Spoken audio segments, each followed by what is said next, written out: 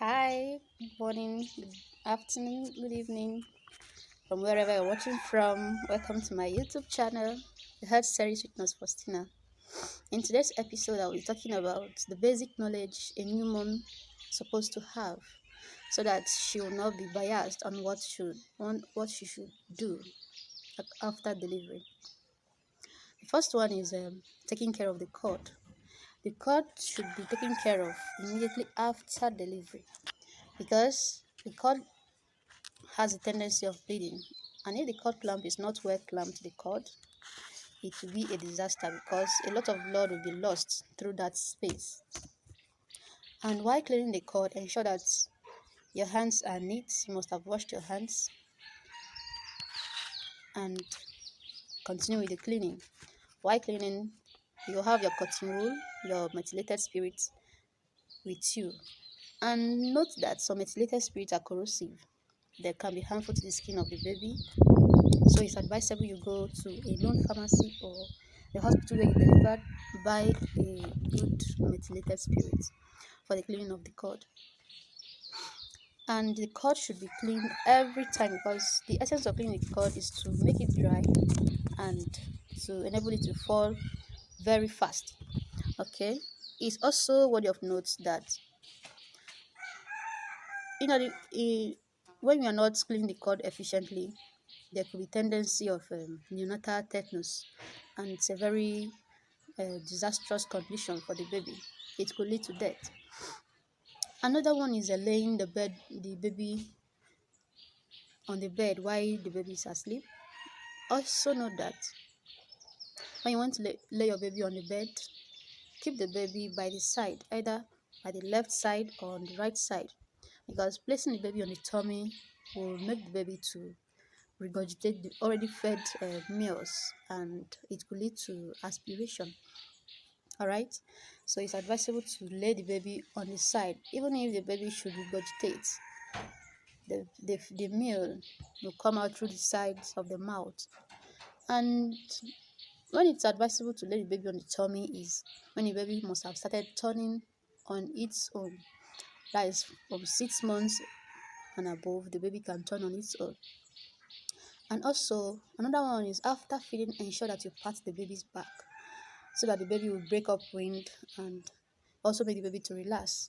Because when there is excess air in the tummy of the baby will be uncomfortable even to sleep, and you see that the baby will crying almost all the time. And again, it's also important that you should breastfeed your baby adequately. Adequately means not when you feed the baby on one breast. Ensure that it is completely emptied before taking the baby to the next one.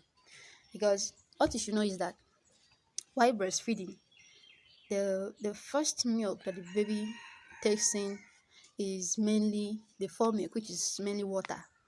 Then the main nutrient is the hind milk.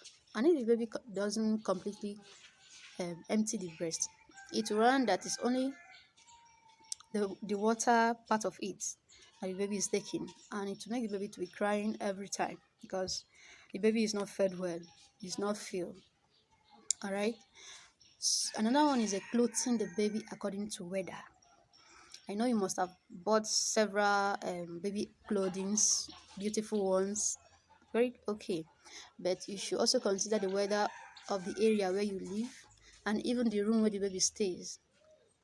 If it's a sunny day and you eventually wear your baby a very thick clothes, it will end up disturbing the baby's sleep, even making the baby uncomfortable and all that. All right.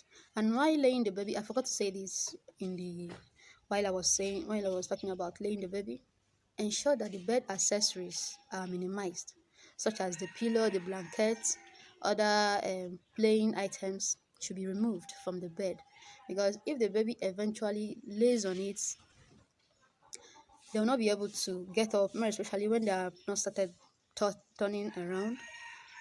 They will not get up and it will end up blocking the airways. Or when the baby lays on it, it will block the airways and the baby will stop breathing. And it's a very bad situation. Another one is a child's immunization. You should also keep to follow up. of your baby's immunization. You don't need to be reminded because you have your appointment, the baby's immunization card. The next appointment is always written on the card anytime you come for immunization. All right, and it's very necessary because the immunization will help to prevent a lot of diseases and infection from the baby. All right, so I think you should know these basic things so that when you finally have your baby, you will not be biased on what to do or what not to do, or depending on the neighbor's advice. It's also paramount that you know the factual things to do.